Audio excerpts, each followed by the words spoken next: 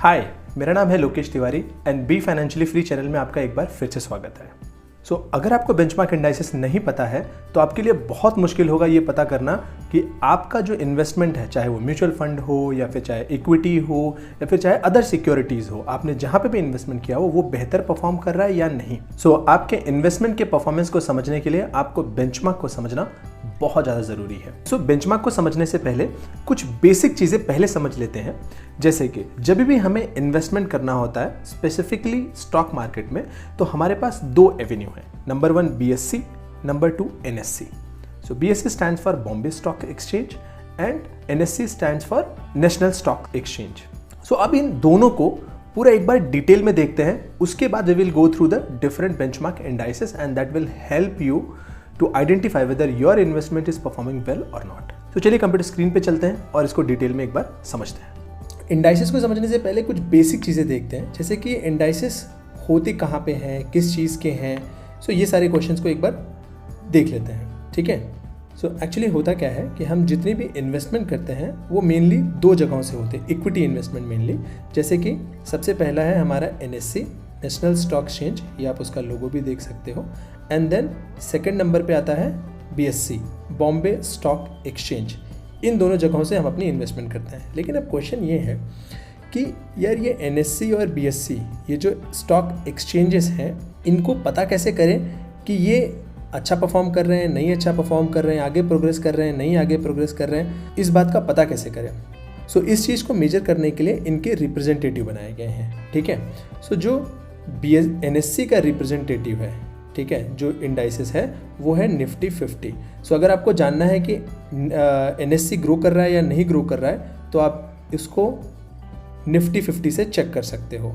लेकिन अगर आपको जानना है BSE which is Bombay stock exchange के जो इंडाइसेस है वो ग्रो कर रहे हैं या नहीं ग्रो कर रहे हैं, वो आप सेंसेक्स से पता कर सकते हो, ठीक है। ये उसके इंडिकेटर्स हैं। इंडाइसेस मतलब इंडिकेटर, NSE के इंडिकेटर निफ्टी 50 अभी के लिए आप मान लीजिए सिंपल, ठीक है, और BSE के इंडिकेटर सेंसेक्स, बहुत ही सिंपल है। एक बार NSE और BSE को पहले और डिटेल में समझ लेते हैं, फिर आपको ये इंडाइसेस बहुत क्लियरली समझ में आ जाएगा। NSE का फुल फॉर्म हमने देख ही लिया है, नेशनल स्टॉक एक्सचेंज। BSE का फुल फॉर्म है बॉम्बे स्टॉक एक्सचेंज। NSE जो है वो 1992 में फॉर्म किया गया था और BSE 1875 से है, मतलब लगभग 150 साल पुराना हो गया। ये जो मैं भी बता रहा था कि NSE का जो बेंचमार्क इंडेक्स है वो है निफ्टी 50, जो कि अभी हमने पहले देखा, और जो BSE का बेंचमार्क इंडाइसेस है वो है सेंसेक्स। मतलब अगर हमें ये चेक करना है कि NSE आगे मूव कर रहा है या नहीं तो हम निफ्टी 50 को देखेंगे। लेकिन अगर हमें ये पता करना है BSE आगे मूव कर रहा है या नहीं, इसके लिए हम सेंसेक्स देखेंगे, ठीक है। हेडक्वार्टर दोनों का मुंबई में ही है। और इसमें अगर आप देखो कि NSE में सिर्फ लगभग 1700 कंपनियां लिस्टेड हैं, जबकि BSE में लगभग 5700 कंपनियां लिस्टेड है। जाहिर सी बात है ये 1875 से हैं तो इसमें ज़्यादा कंपनियां लिस्टेड होंगी, लेकिन इसका मतलब ये नहीं है कि BSE बेहतर है या NSE वीक है। उसको हम आगे डिटेल में कंक्लूड करेंगे, ठीक है। प्रोडक्ट दोनों के एग्जैक्टली सेम है। आप इक्विटी दोनों में बाय या सेल कर सकते हो। Currency, commodity, exchange traded fund, mutual funds almost identical है, दोनों में कोई ऐसा बहुत बड़ा डिफरेंस है नहीं। मार्केट कैपिटलाइजेशन इसका 2.27 ट्रिलियन का है, इसका 2.1 ट्रिलियन का है। लिक्विडिटी अगर आप देखोगे, लिक्विडिटी NSE पे ज़्यादा है। लिक्विडिटी का मतलब ज़्यादा ट्रेड्स NSE पे होते हैं एज़ कम्पेयर टू BSE पे। दोनों को देख के एक चीज़ तो समझ में आ गई कि दोनों में बहुत ज़्यादा डिफरेंस नहीं है, दोनों ऑलमोस्ट आइडेंटिकल है। सिर्फ एक ही चीज़ का फ़र्क है कि NSE को रिप्रेजेंट करने के लिए निफ्टी 50 है और BSE को रिप्रेजेंट करने के लिए सेंसेक्स है। यहाँ से हमें ये समझ में आ गया कि NSE क्या है, BSE क्या है। मतलब ये सिंपल स्टॉक एक्सचेंज है जहाँ पे ट्रेडिंग होती है, दैट्स इट। दोनों एग्जैक्टली आइडेंटिकल है। जैसे आप ओला और उबर को मान लो, उसी तरीके से दोनों सेम। फ्लिपकार्ट एंड अमेजॉन को मान लो, ऑलमोस्ट आइडेंटिकल। एग्जैक्टली वैसे NSE एंड BSE है। आप दोनों जगह से ट्रेडिंग कर सकते हो, या इक्विटी बाय कर सकते हो, या आप इन्वेस्टमेंट कर सकते हो, ठीक है। बट इसको अब डिटेल में समझते हैं कि NSE को रिप्रेजेंट करने के लिए और क्या क्या लगता है। जैसे हमने एक देखा ब्रॉडर लेवल पे NSE को रिप्रेजेंट करने के लिए निफ्टी 50 लगता है, BSE को रिप्रेजेंट करने के लिए सेंसेक्स लगता है। इसी को अब एक ना कॉमन लैंग्वेज में समझ लेते हैं। जैसा कि हमने देखा NSE में लगभग 1700 कंपनियां लिस्टेड हैं, लेकिन BSE में लगभग 5500 कंपनियां लिस्टेड हैं। ये बलून्स जो आप देख रहे हो, इसको आप समझ लीजिए कि ऐसी बहुत सारी इतनी सारी कंपनियां लिस्टेड हैं। बट अब इनको कैटेगराइज कैसे करें, पता कैसे करें कि कौन सा सेक्टर परफॉर्म कर रहा है, कौन सा सेक्टर नहीं परफॉर्म कर रहा है। सो उसके लिए हम क्या करते हैं, अगर कुछ करना हो ऐसे रैंडमली जितने भी बलून्स हम क्या करते हैं, हम उनको कैटेगराइज करते हैं। ठीक है, रियल लाइफ में आपने बहुत सारे कभी अपने वार्डरोब अपना असेंबल किया होगा, कभी अब अपने घर को आपने अच्छे से क्यूरेट किया होगा, सजा के रखा होगा, या एक तरह की चीज़ों को एक साइड में रखा होगा। जैसे ये बलून्स हैं क्यूट से, ठीक है, जैसे ये बलून है बाकायदा क्यूरेट करके एक कलर को एक साइड रखा गया है। एग्जैक्टली उसी तरह ये जो 5000 कंपनियां लिस्टेड हैं, ये जो 1600 कंपनियां लिस्टेड हैं, इनको क्यूरेट करके अलग अलग कैटेगरी में रखा गया है। ठीक है, सो जैसे अगर आप देखोगे NSE के जो डिफरेंट इंडाइसेस हैं, निफ्टी 50 ब्रॉडर कैटेगरी है। निफ्टी 50 मतलब टॉप 50 कंपनीज जिनमें वॉल्यूम ज़्यादा है, जिनका मार्केट कैपिटलाइजेशन ज़्यादा है। निफ्टी नेक्स्ट 50 मतलब नेक्स्ट 50 कंपनियां, मतलब 51 to 100 के बाद वाली। फिर निफ्टी 100 टॉप 100 कंपनियां, निफ्टी 200 टॉप 200 कंपनियां, निफ्टी 500 निफ्टी मतलब टॉप 500 कंपनियां, निफ्टी मिड कैप 100 मतलब मिड कैप जहां से शुरू होता है, ये हम एक बार डिटेल में देख लेंगे कि मिड कैप कहां से शुरू होता है। सो मिड कैप मतलब मिड कैप की 50 कंपनियां, मिड कैप की 100 कंपनियां, स्मॉल कैप की 100 कंपनियां, मिड कैप की 150 कंपनियां। इस तरीके से ना उनको एक कैटेगरी बना के रखी गई, दैट्स इट। लेकिन जो सबसे ब्रॉडर वाला है, जो सबसे मेन है, जिसको हम डेली एक्टिवली और वर्ल्ड वाइड ट्रैक होता है, वो है निफ्टी 50। सो जैसे निफ्टी 50 की ये ब्रॉड इंडाइसेस हैं, एग्जैक्टली उसी तरह BSE के भी इंडाइसेस हैं, जैसे कि S&P BSE सेंसेक्स 50 मतलब टॉप 50 कंपनियां, Sensex next 50, Sensex 100, mid cap, small cap, 200, 150। सो आप देख रहे हो ऑलमोस्ट मिलते जुलते हैं। जैसे BSE 100 है, यहाँ पे NSE 100 है, सेंसेक्स 50 है, यहाँ पे निफ्टी 50 है। दोनों के इंडाइसेस एग्जैक्टली सेम है। जैसे कि हमने शुरू में देखा कि BSE और NSE नथिंग बट एकदम सेम है, जैसे ओला उबर। सो दोनों के इंडाइसेस भी ऑलमोस्ट मिलते जुलते हैं।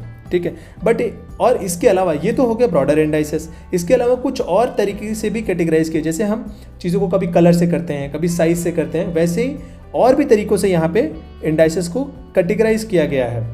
सो ये जो डिफरेंट इंडाइसेस हैं, इन्हीं को हम बेंचमार्क इंडाइसेस भी कहते हैं, क्योंकि यही हैं जो रिप्रेजेंट कर रहे हैं मेन मार्केट को। ठीक है, सो इसलिए इनको बेंचमार्क इंडाइसेस भी कहा जाता है। इसके अलावा और भी तरीके से कंपनियों को कैटेगराइज किया गया, वो भी हम अभी के अभी देख लेते हैं। सो जिन कंपनियों को बैंक में रखा गया है एज ए बैंक रिप्रेजेंटेटिव, उनको निफ्टी बैंक, फिर Nifty auto, Nifty financial services, FMCG, IT, metal, media, pharma, PSU bank, private bank. So इससे ये मालूम पड़ता है, अगर आपको ये पता करना है कि मीडिया ग्रो कर रहा है हमारे कंट्री में या नहीं, IT ग्रो कर रहा है या नहीं, FMCG ग्रो कर रहा है या नहीं, ऑटो ग्रो कर रहा है, तो आप इन इंडाइसेस को देखोगे तो आपको समझ में आ जाएगा। आप NSE एंड BSE की वेबसाइट पर जाकर क्लियरली चेक कर सकते हो। इसके अलावा सेम यहाँ पे भी BSE में भी सेम चीज़ें अवेलेबल है। Basic material, consumer, energy, FMCG, finance, health care, industry, IT। सो आप देख रहे हो एग्जैक्टली सेम है, यहाँ पे भी IT, यहाँ पे भी IT। ठीक है, यहाँ पे भी फाइनेंस, यहाँ पे भी फाइनेंस। सो इस तरीके से दोनों के इंडाइसेस भी लगभग मिलते जुलते हैं। They represent growth of that particular sector, ताकि हमें मालूम पड़ता रहे कौन सा सेक्टर ग्रो कर रहा है, कौन सा सेक्टर नहीं ग्रो कर रहा है। सो ये NSE की वेबसाइट आप यहाँ पे क्लियरली देख सकते हो, वो सारे फंड्स और उनके सामने एक नंबर है जो कि उनकी ग्रोथ को रिप्रेजेंट करता है। और यहाँ पे आप ग्राफ भी देख पा रहे हो। और भी तरीके से इसको कैटेगराइज किया गया है, थीम के हिसाब से, फिक्स्ड इनकम के हिसाब से, ऐसे बहुत सारे इंडाइसेस बनाए गए हैं। सो जब भी आप किसी भी इंस्ट्रूमेंट में इन्वेस्ट करते हो तो वो इंस्ट्रूमेंट किसी न किसी इंडाइसेस का सब पार्ट होता है।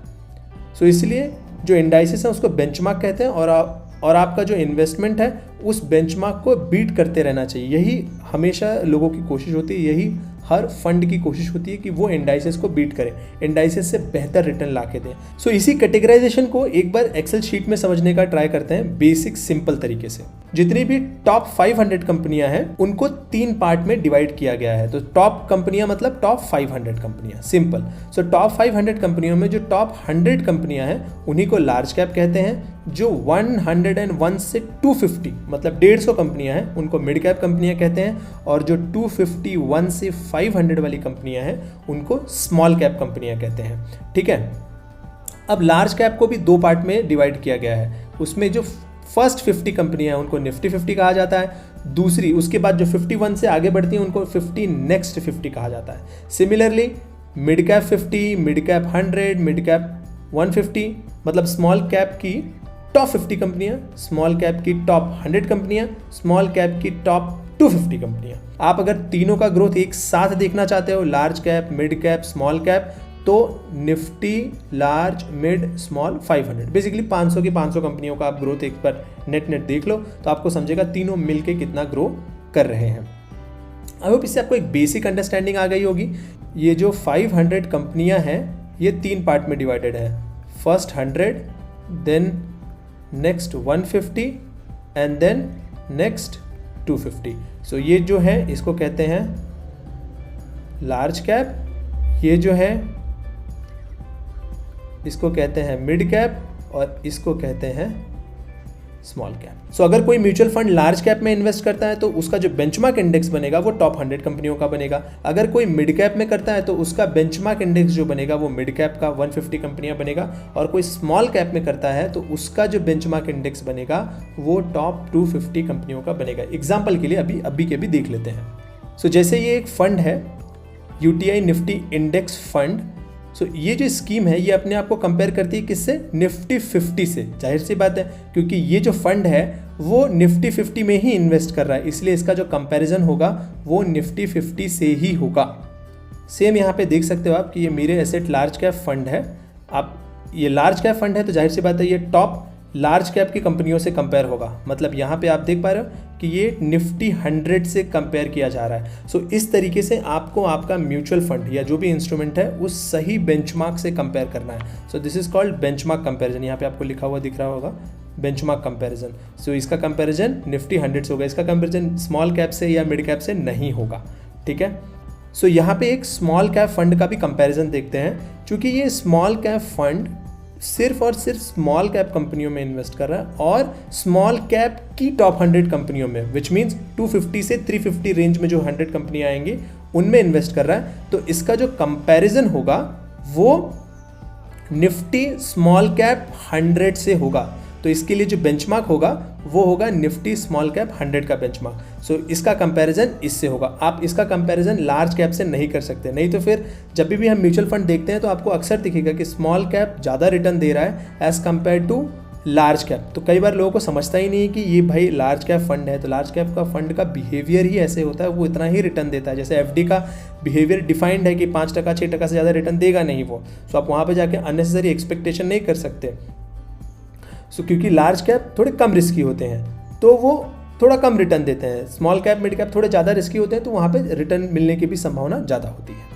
और इसी तरीके से जब भी किसी भी म्यूचुअल फंड का ओवरऑल परफॉर्मेंस देखना होता है तो जो डिफरेंट एजेंसीज़ हैं वो इन्हीं बेंचमार्क का इस्तेमाल करती हैं। सो आपको भी अपने म्यूचुअल फंड का कंपैरिजन रेस्पेक्टिव बेंचमार्क से करना चाहिए और पता करना चाहिए कि आपका म्यूचुअल फंड बेंचमार्क को बीट कर रहा है या नहीं बीट कर रहा है। सो अब तक हमने डिफरेंट इंडाइसेस समझ लिए। एक बार एक इंडाइसेस को हम ओपन करके भी देखते हैं, जैसे कि निफ्टी 50। सो निफ्टी 50 में कौन कौन सी कंपनियां हैं। सो आप देख सकते हो निफ्टी 50 में Adani port, Wipro, Grasim, HDFC bank, ITC, power grid. So ये टॉप 50 कंपनियां हैं जो इंडिया को रिप्रेजेंट करती हैं, जो NSE को रिप्रेजेंट करती हैं कि वेदर वी आर ग्रोइंग और नॉट। एक क्वेश्चन और भी यहाँ पे कि क्या ये कंपनियां फिक्स्ड हैं, कभी बदलती नहीं है, तो आंसर है नहीं।